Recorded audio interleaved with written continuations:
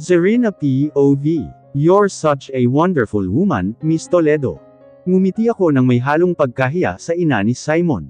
Hindi ko maiwasan na mailang dahil kanina pa ito nakatitig sa akin, at namamangha sa kagandahan ko raw. Salamat po, Madam Saima. Sagot ko at ngumiti ng tipid. Nagpatuloy na kami sa pagkain dahil may pupuntahan daw kami nito pagkatapos. Sa totoo lang, pamilyar siya sa akin, ngunit hindi ko maalala kung kailan at saan ko siya nakita. Sa magazine siguro, hehe. Pagkatapos namin kumain ay dumiretso ako sa binigay na kwarto sa akin, para daw ako ay makapagpalit. Nahiya naman kasi ako sa aking suot na ripped jeans at plain shirt. Mukha akong gasgusin. Tapos ang kasama ko ay kahit ang casual lang ng suot, ay mukha pa ring disente. Nagsuot ako ng stripes na romper na malapit na bumigay, dahil sa katagalan nito sa akin, na pinarisan ng puting sneakers na binili ko para sa sarili ko. Si Simon kasi, hindi man lang pinasabi sa akin na pupuntahan namin ang magulang niya. Hindi tuloy ako nakapag-ayos ng maayos na damit.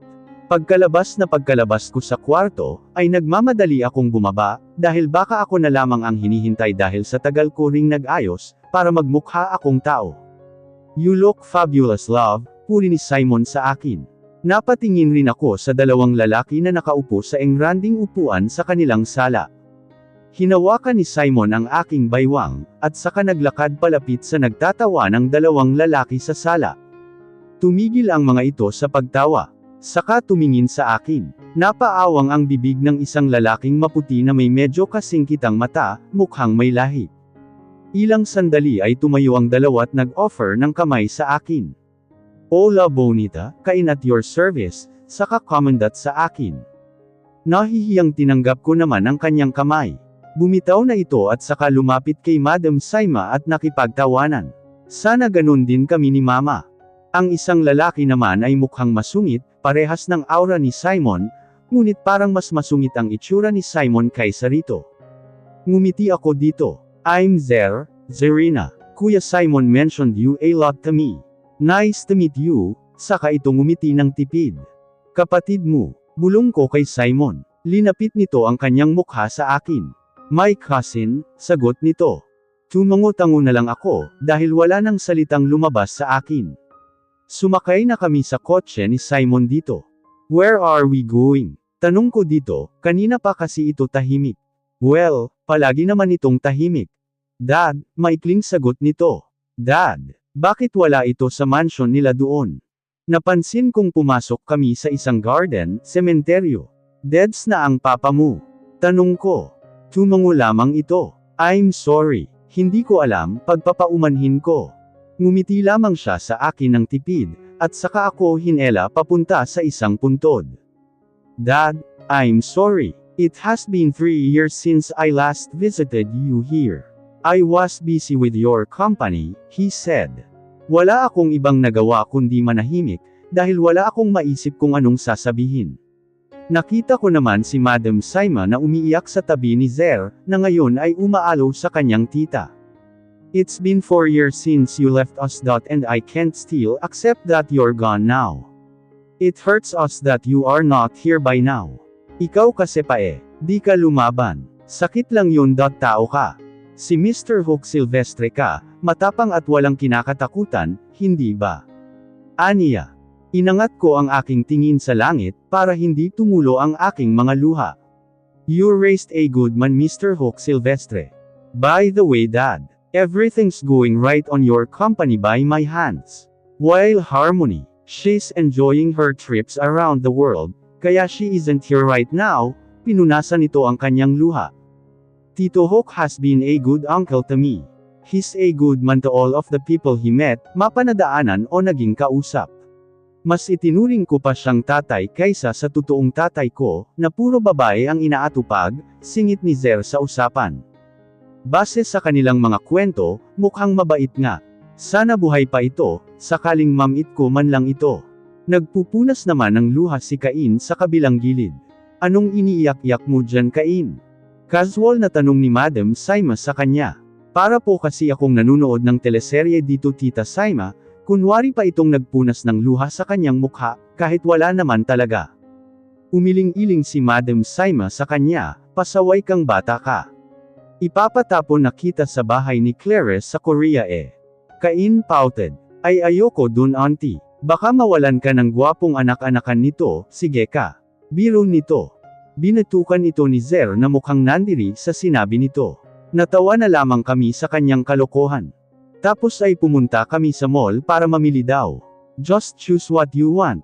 Zerina dear, wag ka nang mahiya. Nakangiting sabi sa akin ni Madam Saima. Ay hindi na po madam. Hintayin ko na lang po kayo sa may upuan, hanggang matapos kayo, nahihiyang sagot ko. Ginulo naman nito ang aking buhok. Ano ka ba, since you are my son's girl? Call me tita or mama. Tara na, ako ang pipili ng masusuot mo. Aniya pa. Natawa naman ako sa katumango. Baka kasi saan pa ito mapunta. Marami itong pinamili para sa akin, gusto ko man tumanggi ay hindi ko magawa, dahil magtatampo ito. Zerina, wag kang tatanggi dyan kay Tita Saima. Gora ka lang ng gora. Ikaw pa lang kasi ang pinapakilala ng anak niyan sa kanya, bulong sa akin ni Cain nang magkasalubong kami. Woy, Cain, anong sinasabi mo dyan sa anak-in-law ko? Pagtataray ni Tita Saima kay Cain. Wala tita. Papasuyo sana ako ng sapatos na ipapabili ko sana sayo. Wala talagang kasing kapal yang mukha mo Cain, bulong ni Zer rito na narinig ko. Go ka lang pumili dyan Cain. Papasuyo mo pa kay Zerina my dear, anang Tita Saima rito. Napasuntok naman sa hangin si Cain saka dumaretso sa isang branded store. Nang matapos kami mamili ay agad akong nagpaalam kay Simon na mag-CR. Pumasok ako sa loob ng comfort room at tinignan ang matagal ko nang tinitingnan. Sino ka at anong kailangan mo sa akin? Ikaw ba ang nagpapadala sa akin ng kung ano-ano? Sagutin mo ako. Tumawa ito. Hindi ko maiwasang kabahan sa mga pinaggagawa ko ngayon, ngunit hindi ko rin mapigilan dahil kanina ko pa ito napapansing nakamasid sa amin sa malayo. Hindi ko makita ang mukha nito, dahil nakasuot ito ng mask, ngunit napansin kong nakangisi ito. Maraming mawawala sa iyo Zerina, lalo na ang pinakamamahal mo.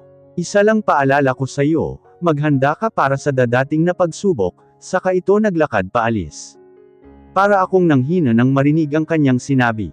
Oras lang talaga na malaman ko, kung sino ang nasa likod ng mga pangyayaring ito, lalo na kung may masaktan sa isa sa mga taong nakapaligid sa akin, ililibing ko siya ng buhay para magsama sila ng kampan ng kadiliman sa ibaba. Bumalik na ako sa kinaroroonan nila Simon.at ngumiti na para bang walang kakaibang nangyari.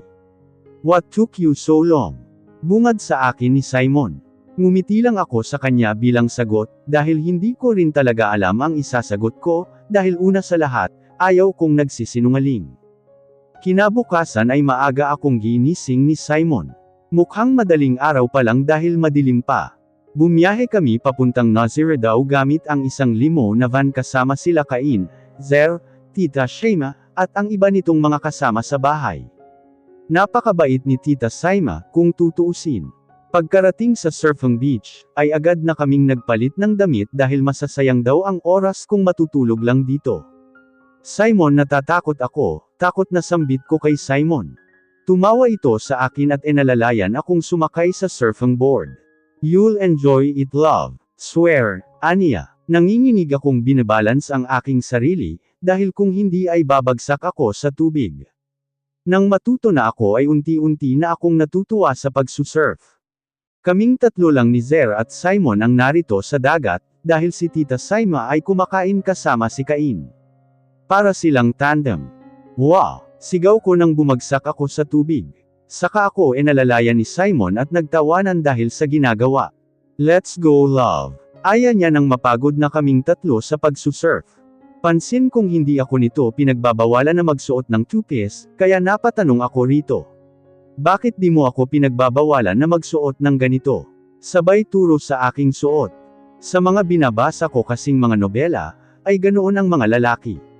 Well, iba-iba naman talaga sila. For them to see what I've got and what's mine. Hoy! Pahinga ka naman. Kanina mo pa pinagtutuunan ng pansin yang research. Napaismid ako kay Yeng na umiinom ng iced coffee ngayon. Wala kang pake, masungit na sagot ko. Hindi ko rin alam kung bakit nung mga nakaraang araw ay parang paiba-iba ako. I mean, paiba-iba ang mood ko. Kaya napapagpasensyahan ko na lang sa isip ko ang mga nasusungitan ko. Ay sungit mo bakla. Meron. Aniya. Sa totoo lang, dapat last Sunday pa talaga dapat ako magkakaroon. Kaso mukhang naghintay ako sa wala dahil walang dalaw.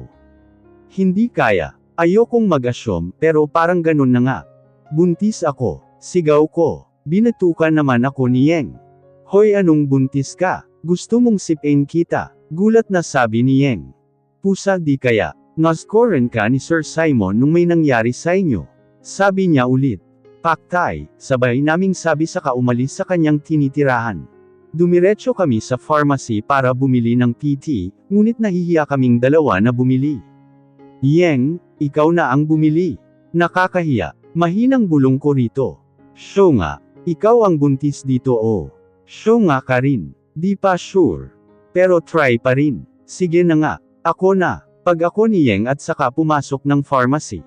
Tumayo naman ako sa likod nito. Ang bata naman nito mabuntis, naiiling na sabi ng matandang pharmacist. Tumaas ang kilay ni Yeng rito. Ay judger si Madam, biro nito. De seryoso nga hiha, tingnan mo oh, ang laki na ng tiyan mo. Mukhang triplets ata magiging anak mo. Magaling ang tatay, natatawang sabi ng matanda kay Yeng. Para naman nasaktan si Yeng sa sinabi ni ating pharmacist. Kaloka si Madam oh, hindi ho triplets. Puro pagkain po laman yan. Anong tinatawa-tawa mo dyan Zerina Toledo ha? Hindi porket mapayat ka, tatawanan mo na ako ng ganito. Pagmamaktol nito. Excuse me sis. Hindi ako mapayat, this is what you call sexy. Pagyayabang ko. Inismiran ako nito at saka padabog na nagbayad, at saka kinuha ang plastic. Kinakabahan akong sinubukan ang dalawang PT at lahat ng resulta ay positibo. 2 linya. Magkakaanak na nga ako. Pero paano kung hindi ito tanggapin ni Simon? Paano kung ayaw niya sa magiging anak niya? Bahala na. Sasabihin ko ito dahil karapatan niya pa rin na malaman itong dinadala ko.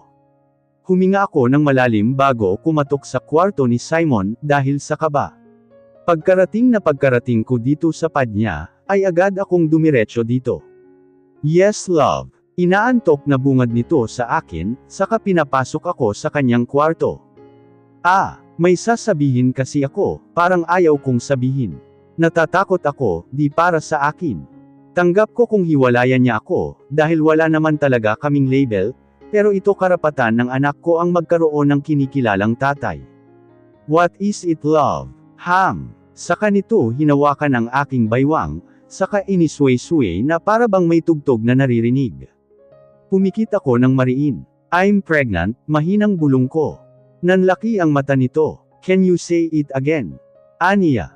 Natatakot ako na sabihin ito ulit, dahil baka di niya ito tanggapin. We're pregnant Simon, pag-uulit ko. Binuhat naman ako nito, at pinaikot-ikot saka ako hinalik-halikan sa noo ng paulit-ulit, habang paulit-ulit din na sinasabi ang mga katagang. I'm the happiest daddy in the world. Nang mapagod ito sa kakaikot sa akin, ay ibinaba ako nito ng dahan-dahan sa kama. And because of that, we'll celebrate, mahinang bulong nito sa aking tainga. You don't know how happy I am right now Monet, he said. Pwede bang magganito habang ano? You know, I asked. He chuckled. Of course. Malay mo maging twins pa, biro nito saka hinalikan ulit ang aking leeg. Unti-unti nitong dinadama ang aking balat. Simon, sigaw ko, Marks. Oh come on love, just one, for them to know na meron nang nagmamay-ari sa'yo. He started putting his hands in my uniform. He ripped my blouse off then unclasped my bra. He started kissing my right and squeezed my left chest with his hand. Yes love, bulong nito. That's it, my love, call for me. I can feel my down there, because of what he is doing right now. Just do it love. I shouted when played my skin. He just chuckled and continued roaming around my body using his naughty lips, saka ko ito inis na hinubaran. Siya ay bihis na bihis pa habang ako naman ay wala ng kahit na ano. Tumawa ito saka umakyat papunta sa mukha ko, para halikan ang aking noo, saka ginawa ang kanya sa akin, ginawa na namin ang aming pagmamahalan. Sorry. I love you. He kissed my forehead. Good morning to my love and to my baby. I heard a soft voice and a soft kiss on my stomach. Ngumiti ako. Simon will be a good father, I'm sure of that. Hinalikan ko ang kanyang pisngi. Nang tuluyan akong makaupo sa kama. Nakita ko itong inaayos na ang kanyang necktie, kaya tumayo ako at lumapit sa kanya, para tulungan itong ayusin ang damit. I have a business meeting with other company today, love. Pwede mo akong puntahan sa opisina at lunch. Nandoon ang secretary ko, para pupunta tayo sa doktor pagkatapos. Alright. Aniya saka ako hinalikan sa noo at naglakad paalis. Half day lang naman kami ngayon, dahil puro practice na lang ang gagawin namin, kaya hindi na ako mahihirapang umalis sa paaralan. Kailangan kong alagaan ang magiging anak ko. Dahil hindi pa naman halata ang umbok, ay nagsuot na lang ako ng normal na damit. Ripped jeans lamang at kulay navy green na shirt, at white sneakers lang aking suot ay sapat na. O anong reaksyon, Tay? Pabulong na tanong ni Yeng sa akin, nang magkasama kami sa library. He is happy, Yeng, nangingiting sagot ko rito. Hinugot nito ang aking mga buhok, na para bang kinikilig talaga. Kaloka talaga yang si Sir Simon. Alam mo, kung ako sayo, papatulan ko pa rin yan kahit may anak na. Maharot na sabi niya. Inismiran ko ito bilang sagot. May jowl na tapos haharot pa. Bumukas ang pinto ng library, at iniluwal nito si Hyacinth na mukhang inaantok. Nang makita nito kami ay agad itong umupo sa tabi ni Yeng. Ay si Luca, himalat pumasok ka pa, sarkastikong sabi ni Yeng dito. Umismid lamang ito sa kanya bilang sagot. Ilang sandali ay nagsalita ito. Anong balita? Aniya. Bu, naputol ang aking sinasabi nang sumabat si Yeng. Buntis siya, sharpshooter si kuya mong Simon eh. Sabat nito, sinapok ko nga, pasaway. Mukhang nagulat naman si Hyacinth base sa kanyang itsura ngayon, at mukhang hindi makapaniwala. Huwag kang mag-alala, Hyacinth. Kahit ako rin ay di makapaniwala, sabi ko sa kanya. At nang mabalik ito sa wisyo ay ngumiti ito sa akin. Congrats! Sige mga Bex, alis na ako, pagpapalim nito sa nagmamadaling umalis. Anyari dun, sabay naming sabi ni Yeng. Graduation day ko ngayon, at kasalukuyan akong inaayusan ni Yeng, dahil nauna itong natapos mag-ayos sa akin. Si Hyacinth naman ay nasa parlor ng kanyang ninang, at doon siya inaayusan. Kami ni Yeng ay ayaw ng gumastos pa, kaya sariling gawa na lang ang peg namin ngayon. Ang umbok ng aking tiyan ay hindi pa halata, dahil ilang buwan pa lang naman ito. Napansin ko ring palaging ginag-abi ang ama ng anak ko, na palagi itong ginag-abi sa kanyang trabaho. Nang minsan pa nga'y napansin ko na may mga pasa ito sa mukha at amoy alak. Anong nangyayari kaya roon? Hindi ako nito tinatabihan kapag lasing siya, na isang bagay na ikipinagtataka ko. Para rin itong umiiwas sa akin ng madalas. Pag tinatanong ko naman ay iniiba ang usapan. Habang ang aking ina ay unti-unti nang gumagaling. Nakapagsasalita na ito, pero hindi pa rin nakakalakad. Mas maayos na yun, kaysa walang improvement o pagbabago, di ba? Nang masuot ko na ang aking plain pastel white v-neck off-shoulder dress, at 3 inches na closed heels na kagaya ng kulay ng aking damit. Ang aking buhok naman, ay hindi na masyadong inayusan dahil maikli ito at wavy na ito. Ay bongga ka sis. Imbes na pumangit ka dahil sa pagbubuntis mo nag-go-glow ka palalo. Kaloka. Aniya sa kahinela nang mahina ang buhok ko. Inikot ko ang mga mata ko. I know right? Mataray kong sabi. Umirap na lamang ito sa katumawa. Good evening future graduates. Today is your day. Ratios ng aming din saka ito pinakilala ang mga shareholders, investors at saka mga nagpapaaral ng mga scholarship sa mga scholars na kagaya ko. And last but not the least, let's all meet the boss of the bosses and the son of the late owner of Aura University, pabitin ng dean. Mr. Simon Silvestre. What the? Napatitig ako sa stage kung saan prenteng naglalakad ang isang lalaking nakasuot ng isang kulay itim na suit and tie, at nakawax na buhok. Ang gwapo ng anak ni Mr. Shooter. Manang-mana sa tatay. Kinikilig na bulong ng aking katabi. Naka-alphabetical order, kaya hindi ko pwedeng katabihin ang aking mga kaibigan. Hindi ko ito pinansin bagkus, ay nakatitig lamang ako sa lalaking nasa harapan ngayon, at nakatingin sa kaharap nito. Inis akong tiningnan kung saan siya nakatingin, at nakita ko kung sino ang kanyang tinitingnan. Hyacinth, anong meron sa kanilang dalawa? Napagtataksilan ba ako? O mayroon talagang nangyayaring hindi ko alam sa mga nakaraang araw?